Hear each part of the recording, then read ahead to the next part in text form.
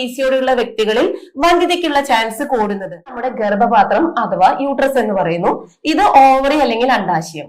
സാധാരണഗതിയിൽ എല്ലാ മാസവും റൈറ്റ് ഓർ ലെഫ്റ്റ് ഓവറിയിൽ നിന്ന് ഒരു മെച്ചുർ ഓവം, ഒരു അണ്ഡം റിലീസായി ഫെലോപ്പിയൻ ട്യൂബ് വഴി അത് ക്യാരി ചെയ്ത് ഏകദേശം ഈ പാർട്ടിൽ വെയിറ്റ് ചെയ്യുന്നു. അറ്റ് ദ സെയിം ടൈം 24 മണിക്കൂറിനുള്ളിൽ ബീജങ്ങൾ അഥവാ സ്പേം കയറി വന്ന് ഇവിടെ വന്ന് മീറ്റ് ചെയ്യണം.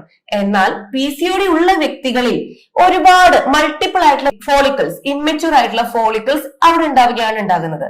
നമ്മുടെ ഓവറിയുടെ ചുറ്റിലുമായി മുത്തുമാല പോലെ, മാലമണികൾ കോർത്ത പോലെ ഇമ്മെച്ചുർ ഫോളിക്കിൾസ്, അത് ഒരിക്കലും മെച്ചുർ ആയി ഒരു അണ്ടർ റിലീസ് ആകുന്നില്ല.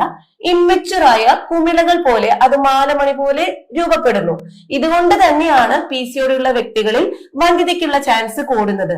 തീർച്ചയായും ഹോമിയോപ്പതി ഉപയോഗിച്ച് നമുക്ക് PCOD പോലെയുള്ള പോളിസിസ്റ്റിക് ഒവേറിയൻ ഡിസീസ് അല്ലെങ്കിൽ PCOS നമുക്ക് റിവേഴ്സ് ചെയ്യാനായിട്ട് സാധിക്കും.